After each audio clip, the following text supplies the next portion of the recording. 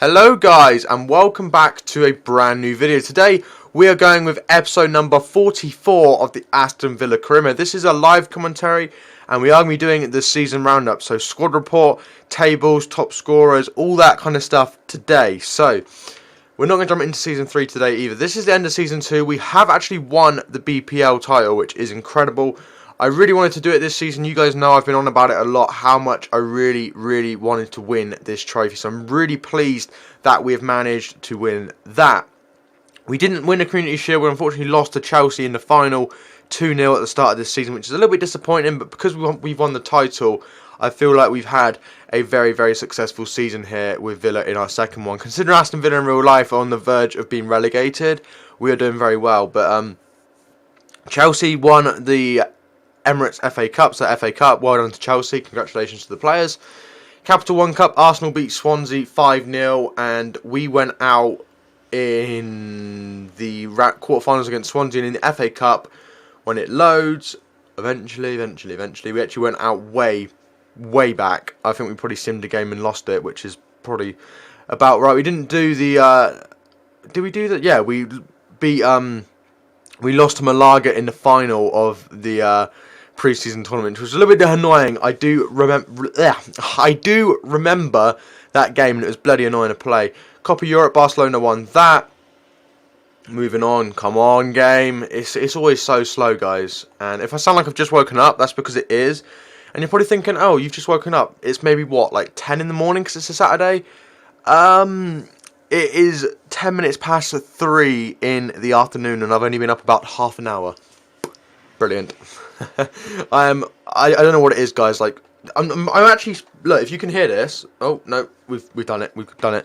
So Bayern won the Champions League. Obviously, we weren't actually involved in the Champions League this season, so we couldn't have won it anyway. We did. No, we didn't. Come on. Look, listen to this. That is me tapping my trigger, and yet we are still waiting. Oh, dude, this game this year it's so laggy. I might not be able to show you who won the Europa League, but you guys know it was Man City because they beat us. Look at this. Like, we've just literally frozen. I mean, if I press that. Oh, boys. I'll be back when this game finally decides to unfreeze itself, because it's just absolutely frustrating. Right, there you go. Man City won the Europa League on penalties. We don't care about that. I'm going to get out of that because that is always a very laggy thing to go into. We're next. We will go to... where's like the top scorers and stuff? I always end up like losing that. It's here, isn't it? It's on tables, top scorers. So, Slimani got top scorer in the BPL this season with 15 goals. Batshuayi with 14 and El Shaarawy with 12. I mean, we did swap our strikers around quite a lot on our attacking players this season. So I guess that is the reason we're not really up there with the top scorers, which is actually a little bit disappointing. I mean, coming down, you can see we don't really have anyone. We have Austin there with 8, probably 7 of them being headers. Assists, we got second with El Shaarawy getting 9, joint with Juan Mata, and also joint with Roberto Firmino from Liverpool. And Grenier up there with 7 as well. Sanchez with 5. Really happy with that, actually. That's pretty good. I mean, we've got a few players in there. And, Community Shield. Begovic with just the 1 clean sheet, obviously, as we didn't score against him. Top scorer in the FA Cup was Rooney. Top scorer in the Capital One Cup was Sanchez and Pastore, joint, both Arsenal players now. Top scorer in the pre-season tournament was Batshuayi, which is nice. And then I think the rest of it's kind of just a load of rubbish. And I don't want to be in there for too long because it does end up freezing, which is annoying. They really need to sort out the menus in FIFA. They are so bloody awful. We're going to go and have a look at a few of the major other leagues, and then we'll do a squad report, and that'll probably be the end of the episode, guys. So this is what we do like pretty much every end of the season. If you're new to the channel, this is what we do. We always people like Ches do it. I think that's where I actually got the idea from doing it. It's really good to put it in one video rather than having it in an episode, because I can go through it in depth, show you guys what's happened. So we obviously won the BPL, we know that. Championship, Newcastle, Swansea and Fulham will be joining us in the Premier League, and teams leaving us in the Premier League will be Leicester, Watford and Crystal Palace. Everton only just avoiding relegation, which is actually kind of mad. And yeah, so they're coming up. League 2, Huddersfield, Rotterdam and Preston, and League 1 that was, sorry. League 2, Plymouth Argyle, Leyton Orient and Oxford well, the playoffs obviously happened, so potentially, I don't know if the playoffs have been played, because either Fulham, Nottingham, Cardiff, or Burnley, I believe, is the top 3 to 6 get playoffs. But look at that, Newcastle with 109 points. They'll be returning to the Premier League this season. France, obviously, PSG won by a clear 11 points. No real surprise there. Germany, again, no real surprise there. Bayern Munich and Dortmund right at the top. Bayern obviously winning it. Schalke, Gladbach, Wolfsburg. That's literally how you'd expect that table to sort of pan out. Italy, Juventus, again, fairly obvious. Winning by 8 points. Milan close. Napoli, Lazio, Roma, Inter. Pretty much what you'd expect. Our old team, Fiorentina, not doing as well as when we were there, obviously. Down in 9th. But PSV, again, obviously, obviously spent... What am I even saying? PSV, obviously, going to win the Eredivisie or Ajax. One of them two is always going to win it. Most of these leagues are fairly obvious as to who's going to win. And we haven't had a shock yet. Porto won again. Not very surprised by that. Cork City won that one, which we don't care about. Celtic, obviously, winning the Scottish Premier League. Which is, not a surprise. And again, not a surprise that Barcelona or Real Madrid won the BBVA, and in fact, Barcelona won it. So, overall, teams have been doing pretty well. I mean, there's nothing too crazy, like I've seen, really. LA Galaxy winning the MLS. I don't know how the MLS works, because last year, guys, let me know if you watch MLS and you know how it works, but the table was split into two sections last year when I did a career mode with Sounders.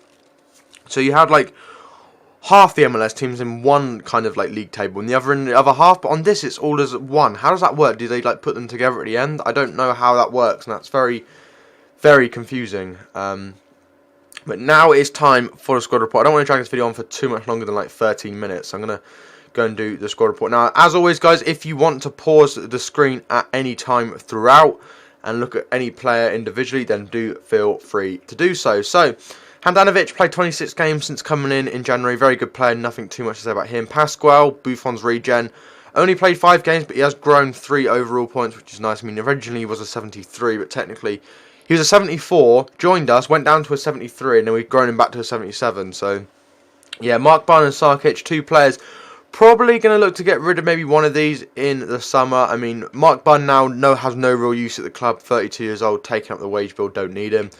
On to right backs, John Flanagan, our main right back now, alongside Bakuna. I mean, Flanagan's just doing really well, 79 rated now. He's played 56 games for us this season. You can see Bakuna's played 10. So, mainly I think he's played every single possible game this season, but he's probably been subbed off halfway through. I mean, he's got 2 goals, 3 assists, and 25 clean sheets, which is remarkable for Flanagan. Bakuna, again, not really too much to say about him. Hasn't really grown too much, nothing to say. Richards up to an 80 overall, which is really nice. You know, he's played 56 games as well. So again, he has played probably the majority of games. I mean, he hasn't played all the BPL games, but neither has Flanagan. No one's played all the BPL games, I don't think. But yeah, really impressive Richards. John Stones playing 58 games this season. That is a lot of games for John Stones, and he is an 81 now, which I'm more than happy with.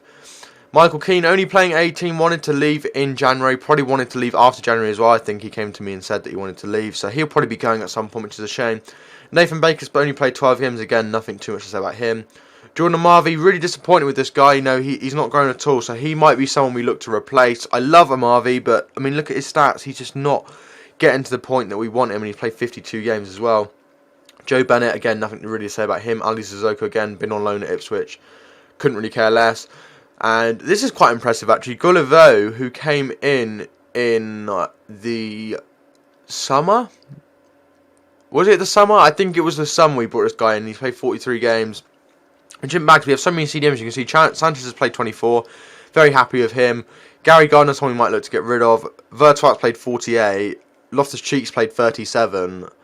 You know, there's a lot of players. Loftus-Cheek's obviously someone who now actually will be leaving us this summer, which I would like to get him back if we possibly can. But I've heard from like Docklanders and stuff, it's very hard to get him back on their future fee. But he's a great player, and I would like him back at us for the 3rd and final season.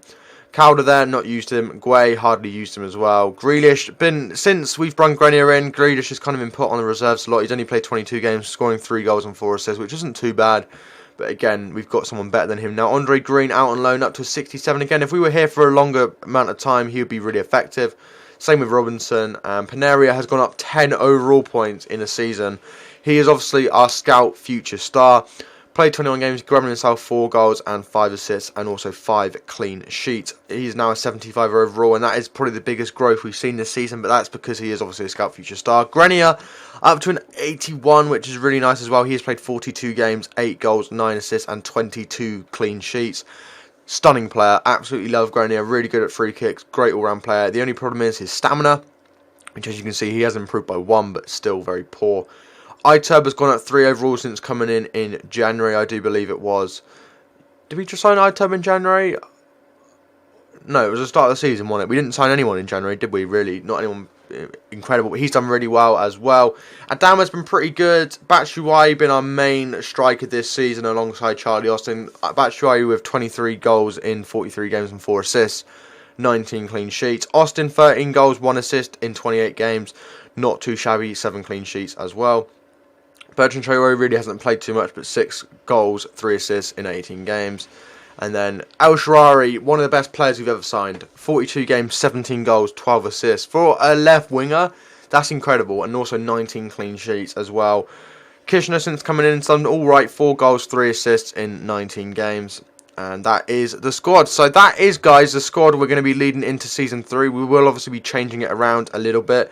We will go and jump into Season 3 in the next episode. I'll show you the transfer budget and all of that kind of stuff. And we'll get really, really into it because I'm really looking forward to it. We'll probably do a pre-season tournament and simulate it all.